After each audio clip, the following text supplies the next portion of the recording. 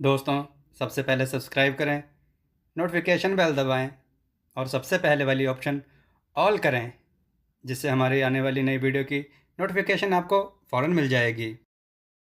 जय श्री राम भक्तों। दोस्तों, ये कथा बहुत ही सुंदर है।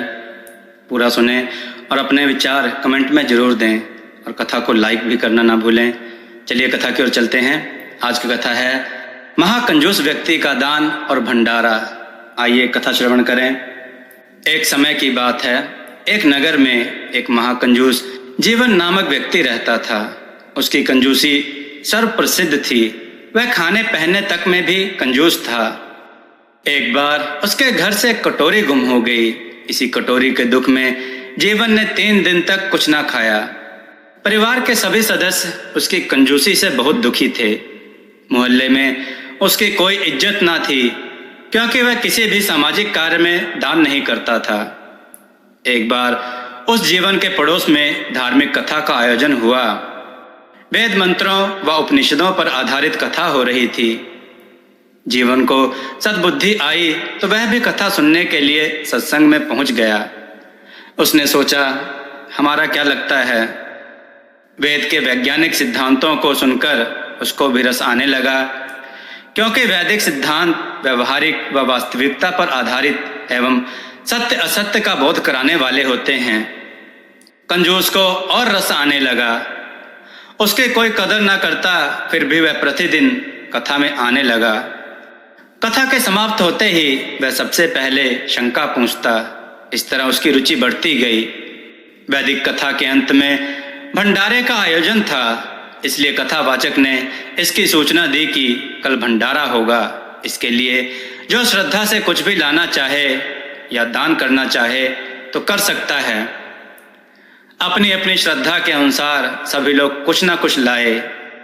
महाकंजूस के हृदय में जो कुछ श्रद्धा पैदा हुई, वह भी एक गठरी बांधकर सर पर रखकर लाया।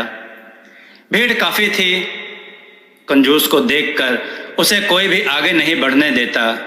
इस प्रकार सभी दान देकर यथास्थान बैठ गए। अब कंजूस की बारी आई तो सभी लोग उसे देख रहे थे। कंजूस को विद्वान की ओर बढ़ता देख सभी को हंसी आ गई, क्योंकि सभी को मालूम था कि यह महाकंजूस है। उसकी गठरी को देख लोग तरह तरह के अनुमान लगाते और हंसते, लेकिन कंजूस को इसके परवाह ना थी। कंजूस ने आगे बढ़कर विद्वान ब्राह्मण को प्रणाम किया। जो गठरी अपने साथ लाया था उसे उसके चरणों में रखकर खोला तो सभी लोगों की आंखें फटी की फटी रह गईं। कंजूस के जीवन की जो भी अमूल्य संपत्ति, गहने, जेवर, हीरे जवाहरात आदि थे, उसने सब कुछ दान कर दिए।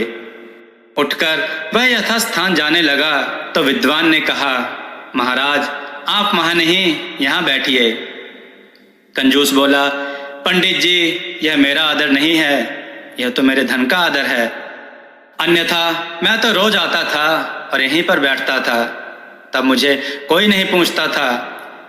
ब्राह्मण बोला, नहीं महाराज, यह आपके धन का आदर नहीं है, बल्कि आपके महान त्याग यानी दान का आदर है। यह धन तो थोड़ी देर पहले आपके पास ही था, तब इतना आदर सम्मान नहीं था जितना कि अब आपके त्याग यानी दान में है। इसलिए आप आज से एक सम्मानित व्यक्ति बन गए हैं। दोस्तों, मनुष्य को दान भी अवश्य देना चाहिए। इससे उसे समाज में सम्मान और इष्टलोक तथा परलोक में पुण्य मिलता है। दोस्तों, आपको यह कथा कैसी लगी? अपने विचार और सुझाव कमेंट में जरूर दें। हमारी कथाओं को लाइक करें, हमारे चैनल को सब्सक्राइब करना ना भूलें। हमारी कथाओं को शेयर जरूर करें, जिससे लोगों को अच्छा ज्ञान प्राप्त हो। जय श्री राम भक्तों।